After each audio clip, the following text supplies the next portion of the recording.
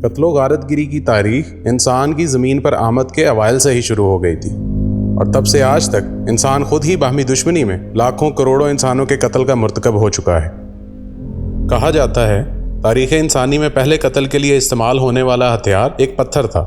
لیکن اس دور سے اب تک انسان نے انسانی خون بہانے کے لیے ہتھیاروں کو بھی ترقی کی کافی منزلیں عبور کروائی ہیں۔ ہزاروں سال تک جنگوں میں استعمال ہونے والے دھاتی آلات یعنی خنجر، تلوار، نیزہ، برچی اور تیر کی جگہ آج گولی، بندوق، ٹینک، جنگی جہاز اور میزائل جیسے ہتھیاروں نے لے لی ہے۔ انسانی تہذیب کے ارتقاء کے ساتھ انسان کا ساری انسانیت پر غلبے کا شوق اسے ایسے مہلک ہتھیار کا خالق بنا چکا ہے جس سے چند لمحوں میں ہزاروں نہیں بلکہ لاکھوں کروڑوں انسان لقمہ اجل بن سکتے ہیں۔ آج دنیا اس ہتھیار کو ایٹم بام کے نام سے جانتی ہے۔ ایٹم بام کا پہلا تجربہ امریکی ریاست میکسیکو میں 16 جولائی 1945 میں کیا گیا۔ یہ بھی یاد رہے کہ انسانوں پر ایٹم بم سے پہلا حملہ بھی امریکہ نے ہی کیا تھا۔ جب یورپ میں جنگ تقریباً اختتام کو پہنچ چکی تھی لیکن امریکہ اور جاپان میں شدید جنگ جاری تھی، تب ایٹم بم کے کامیاب تجربے کے بعد امریکہ نے جاپان کو ہار تسلیم کر کے ہتھیار ڈالنے کو کہا اور انکار کی صورت میں تباہ کن حملے کی دھمکی دی، جسے جاپان نے محض ایک دھمکی گردانتے ہوئے ہار تسلیم کرنے سے انکار کر دیا، اور نتیجتاً امریکہ نے 6 اگست 1945 کو جنگی ہوائی جہازوں کے ذریعے جاپان کے شہر ہیروشیما پر لٹل بوائے نامی 13 کلو ٹن طاقت کا اخراج کرنے والا ایٹم بم گرا کر تقریباً 80,000 انسانوں کو چند لمحوں میں صفحہ ہستی سے مٹا دیا، اور ٹھیک 3 دن بعد جاپان ہی کے دوسرے شہر ناگاساکی پر فیٹ مین نامی دوسرا ایٹم بم گرا کر تقریباً 40,000 لوگوں کو مار دیا گیا۔ ان جوہری ہتھیاروں کی تابکاری کے اثرات سے کئی ہزار افراد دہائیوں تک متاثر ہوتے رہے۔ چند لمحوں میں اتنے بڑے پیمانے پر لاکھوں انسانوں کے مجموعی قتل اور ہنستے بستے شہروں کے نام و نشان تک مٹتے دیکھ کر دنیا شدید خوف میں مبتلا ہو گئی، جس کے نتیجے میں کئی ممالک نے اس دنیا میں اپنی بقا کی خاطر ایٹمی ہتھیاروں کے حصول کی جدوجہد شروع کر دی۔ آج تک صرف 9 ممالک ہی ایٹمی ہتھیار بنانے میں کامیاب ہو سکے ہیں، جن میں امریکہ، روس، چین، برطانیہ، فرانس، پاکستان، ہندوستان، اسرائیل اور شمالی کوریا شامل ہیں۔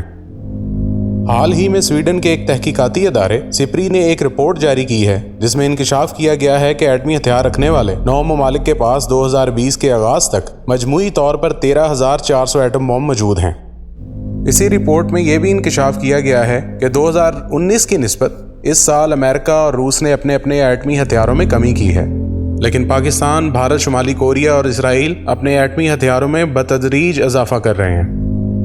رپورٹ میں یہ بھی کہا گیا ہے کہ پاکستان اور بھارت کی حکومتیں میزائلوں کے تجربات کے متعلق تو دنیا کو آگاہ کرتی ہیں، لیکن ایٹمی ہتھیاروں کی تعداد کے بارے میں کوئی معلومات نہیں دی جاتی۔ سپری کی رپورٹ کے مطابق 2020 میں ایٹمی ہتھیاروں کی تعداد کے حوالے سے روس سر فہرست ہے، جس کے پاس 6,375 ایٹمی ہتھیار موجود ہیں۔ امریکہ کا فہرست میں تعداد کے لحاظ سے دوسرا نمبر ہے، جس کے پاس 5,800 ایٹمی ہتھیار موجود ہیں۔ عوامی جمہوریہ چین 320 ہتھیاروں کے ساتھ تیسرے، فرانس 290 ہتھیاروں کے ساتھ چوتھے، برطانیہ 215 ہتھیاروں کے ساتھ پانچویں، اسلامی جمہوریہ پاکستان 160 ہتھیاروں کے ساتھ چھٹے، پاکستان کا ابدی دشمن بھارت 150 ایٹمی ہتھیاروں کے ساتھ ساتویں، اسرائیل 90 ہتھیاروں کے ساتھ آٹھویں، اور شمالی کوریا کے پاس 30 سے 40 ہتھیاروں کا اندازہ ہے۔ یہاں یہ بات بھی قابل ذکر ہے کہ پاکستان کا ایٹمی ہتھیاروں کے حوالے سے موقف ہمیشہ یہی رہا ہے کہ پاکستان کے جوہری ہتھیاروں کا حصول بھارت یا کسی اور ملک کی پاکستان کے خلاف ممکنہ فوجی جارحیت کے خلاف ڈیٹرنس یعنی روک تھام کے لیے ہے۔ مگر بھی دنیا اور بالخصوص بھارت کے میڈیا میں پاکستان کی جوہری صلاحیت کے بارے میں کثرت سے ہرزہ سرائی کی جاتی ہے اور اسے اسلامک بوم کہہ کر دنیا کے امن کے لیے خطرہ قرار دیا جاتا ہے۔ پاکستان جوہری طاقت رکھنے والا غالباً وہ واحد ملک ہے جس کا جوہری پروگرام پچھلی 2 دہائیوں سے مسلسل زیر بحث رہا ہے، اور پاکستان ہمیشہ دنیا کو یہی یقین دہانی کرواتا رہا ہے کہ پاکستان ایک امن پسند ملک ہے اور پاکستان کا جوہری پروگرام بھی پرامن مقاصد کے لیے ہے۔ حقیقت یہ ہے کہ جو ممالک پاکستان کے جوہری ہتھیاروں کے غیر محفوظ ہونے کا خدشہ ظاہر کرتے تھے، ان میں سے کئی ممالک کے اپنے کئی ایٹمی ہتھیار یا ایٹمی مواد چوری ہونے کی خبریں سامنے آتی رہی ہیں۔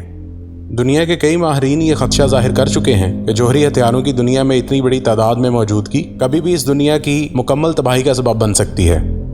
لیکن یہی ہتھیار آج کئی قوموں، مذاہب اور ممالک کی آزادی، وقار اور بقا کے ضامن بھی ہیں۔